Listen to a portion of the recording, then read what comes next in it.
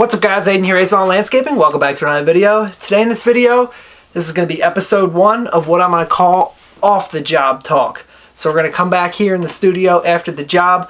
I'm going to talk to you guys about 3 key takeaways from the job and a little recap of the job. And then I'm going to combine that all with footage from the job. Keep my talking here back at the house. That way I can continue to work on the job and still provide you guys plenty of content. So without further ado, let's go ahead and roll some B-roll from when I was on the job to give you guys a little bit of a backstory and some visuals to show what we were doing on the job. Then we'll come back here in the studio, break it down for a little bit, and get you guys on your way. So without further ado, let's cut right to it. Ready?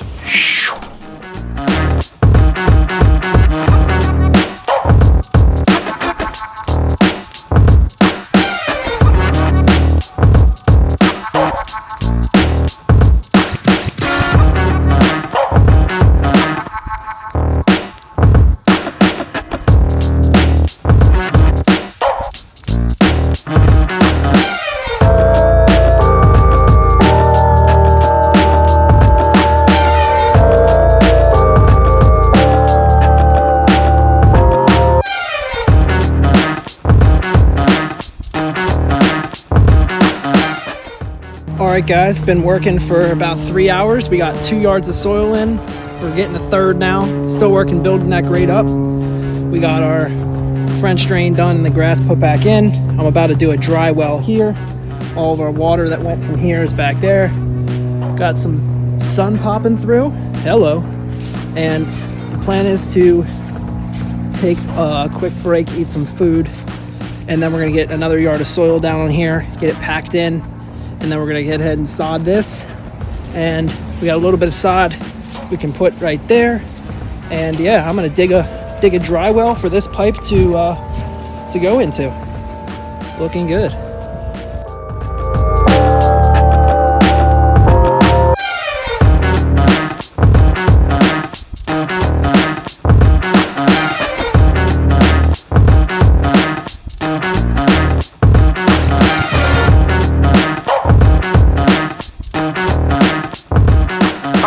So not too bad, little quick, easy job. Took us about half a day. Gonna go ahead and give you a little debrief of what we did. Basically, did a little bit of work for a concrete company. Friend of mine who owns a concrete company. Did a little bit of work for one of their clients. He reduced the size of their patio when pouring new sidewalks, porch, and stuff like that for them, and left this big area that was about, I don't know, 5 inches lower than where it needed to be. And we were asked to build it back up and resod the area to blend it back in with the existing yard. Also, he tied in a channel drain to catch all the water coming from either of the patio surfaces and catch the sump pump pipe that was underneath the concrete and take it all out into the yard. So we decided we needed to put in a French drain. So basically a French drain is an area that's wrapped in a non-woven geotextile fabric, and it has about 6 inches of stone in the bottom of the trench, a perforated pipe, which is a pipe that's got holes in it that can carry the water out and disperse it into the ground, wrapped with stone on top, and then the geofabric is closed into it, a little bit of topsoil and the sod right over the top.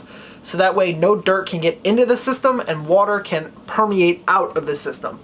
At the end of this pipe, we installed a dry well, and basically that is another area that's wrapped in a geofabric, but it's a bigger basin. In this case, we were, I think, 1 foot wide, 1 by 1, and then 2 foot deep. We went ahead and cut the pipe on a 45-degree angle. That way, any water that made it to the end of the pipe could just flow right down into the dry well and disperse right into the ground, which was super easy and convenient. It'll keep the yard nice and dry.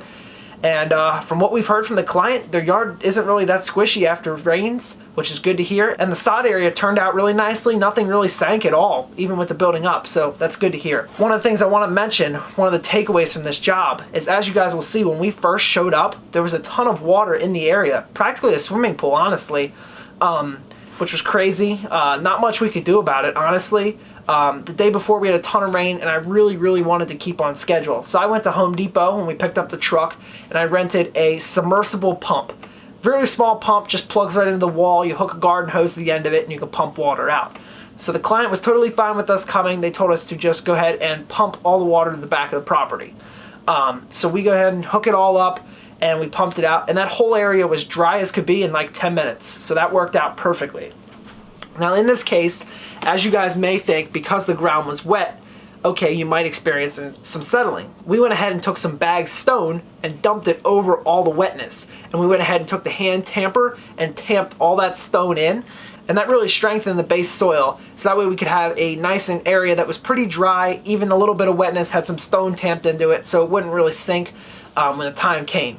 And we brought in about 3 yards of topsoil and we compacted it in lifts. So we'd bring in 2 inches of topsoil, hand tamp it all down, 2 inches of topsoil, hand tamp it all down. I didn't want to run like a plate compactor over it or anything like that, a mechanical compactor I guess you could say, because it is going to grow grass in there, so you don't want to pack it down too tight to where grass can't grow. We wanted it to be loose enough, so we went ahead and did that. We brought in, I don't know, about 5 inches of topsoil or so, and then I took a grade rake and just loosened it back up over the top. And then we laid about 300 square foot of sod over the area and then tamped it one more time. The sod, I didn't have a roller with me, so I went ahead and just tamped it all down with the tamper. It worked perfectly fine. And I took my blower and went right back over the sod and got any loose chunks that I might have missed, any clippings, that kind of stuff, leaves, got it all off the sod. Also, with the French drain, what we did is once we closed up the geofabric, we put a little bit of topsoil over it and then laid the existing sod back in, because that was able to blend it nice and smooth. So that was awesome. The only thing we had to put in some fresh sod for that was around the dry well, and the reason we had to do that was because there just wasn't a decent enough grass stand left there to put the existing grass back on, so I wanted there to definitely be grass there. My second takeaway from the job is ordering sod and the quantity of sod you should order. Let's say, for example, you needed 100 square foot of sod. In this case, we needed about 300 square foot. But let's say you needed 100 square foot of sod.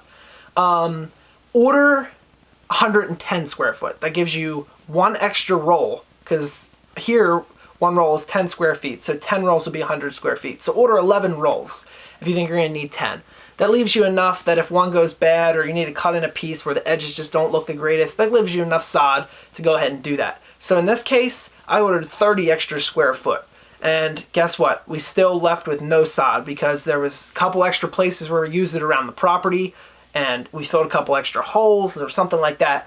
So it was perfect. I ordered 30 extra square feet of sod, which was equivalent to 3 rolls. So it wasn't really a big deal for me, but if there was a bad piece, which in this case we were lucky there wasn't a bad piece, I could have easily replaced it, not a problem. There's nothing that sucks more than being on a job and you're one sod roll short and you ordered the sod from a landscape supplier or a sod farm or a nursery and having to go all the way back for one piece of sod. That's the dumbest thing. So I'd rather pull off a couple extra rolls and throw them out rather than not have enough sod. And sod's cheap enough for the roll. You can afford to buy a couple extra rolls, or, you know, an extra pallet if you're laying 40 pallets of sod. You know what I mean? So in that terms, yes, it's nice to have a little bit of extra sod, especially when you're doing sod. And my third and final takeaway for this job is bagged versus bulk material. And I'm not talking about the topsoil, because obviously 3 yards of topsoil is kind of a lot that you wouldn't want to buy bags for. That would probably be about a pallet to a pallet and a half of bags, which really isn't convenient. It's a lot of plastic waste, so it's just easier and cheaper for the client and myself to just get bulk topsoil. We just got it dumped in the truck, shoveled it out, and wheelbarrowed it right in. But I will say for the French drain, if we would have gotten bulk stone, say like a scoop put on our truck, we wouldn't have been able to pick up stone and topsoil at the same time because the stone would have been mixing with the soil. So we only needed like probably about a half a ton of stone. It wouldn't make sense to make separate trips for topsoil and stone, especially because we didn't need that much, and we already had to make 3 separate trips for 3 yards of topsoil because the pickup truck we rented from Home Depot was probably weighted out to haul about a yard of topsoil at a time. Luckily, the place we were getting it from was only about 8 minutes away, so it really wasn't too much drive time to pick them up 1 yard at a time. But the bag stone worked a lot better than bulk stone because it saved us that extra trip to Home Depot if needed. So in this case, getting bag stone, which was about 15 bags, was much better than bulk stone because it saved that extra trip to Home Depot that really wasn't necessary. I ended up using all 15 bags, and all I had to haul off was a little bit of plastic, and that was much better and saved me that extra time. So yeah, in that case, using bag stuff where you can for smaller stuff makes sense, but as you get up bigger in quantities, it makes much more sense for me and most people to get bulk stuff. So all in all, that's probably my 3 takeaways from the job. Super simple, super easy job. Got plenty more of these videos coming down the line. Maybe like 2 or 3 more little key takeaways from the job. Here for the end of the season. Going to be closing it out here before Christmas into the new year. Super pumped, guys. Have a lot coming down the pipeline for next year. Hey, if you guys have any ideas for content, anything you want to see, leave them in the comments down below. Be sure to give the video a thumbs up if you found this helpful for any work you guys might be installing that might be similar to this, or if you're a homeowner, hopefully you found this helpful. Maybe whether or not you should be doing something like this or calling a professional, it's really up to you. Guys, hope you enjoyed the video. Glad to be back on the channel. I know it's been a busy couple weeks, so sorry I haven't gotten to this video as quick as I wanted to, but hey, we're here now. Nothing to worry about, guys. Thanks again for watching the video. If you have any other questions, leave them in the comments down below. But with that, I'm Aiden from Mazelon Landscaping. Thank you for watching. Hope you guys enjoyed, and I'll see you on the next one. Peace.